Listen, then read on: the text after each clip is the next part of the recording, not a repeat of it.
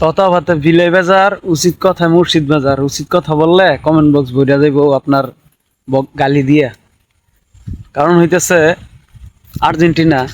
আর্জেন্টিনার প্রধানমন্ত্রী কয়েকদিন আগে তারা ঘোষণা দিছে যে আর্জেন্টিনা নাকি সবচেয়ে বড় ইহুদিবাদী রাষ্ট্র। তো যে মুসলমান শুক্রবারে গিয়া ফিলিস্তিনের মুসলমানদের জন্য দোয়া করে, আবার ফিলিস্তিনে যদি যুদ্ধার দরকার হয় তাহলে যুদ্ধ গিয়ে শহীদ হওয়ার মতো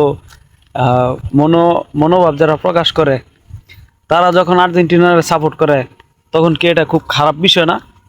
কষ্ট লাগার মতো বিষয়।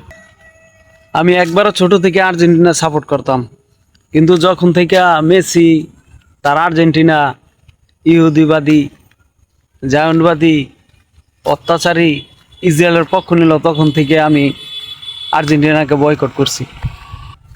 আর্জেন্টিনার পক্ষ সাইরা দিয়া ইরানের পক্ষ নিছি, কারণ একমাত্র ফিলিস্তিনের যুদ্ধ বন্ধ করার জন্য ইরানই একমাত্র আগায় আসছিল, যার কারণে আমি ইরানকে সাপোর্ট করি। ইরান ছাড়া আর কেউ ফিলিস্তিনিদের জন্য আগায় আসে না, ঠিক আছে? তো আজকে হলো ফাইনাল খেলা।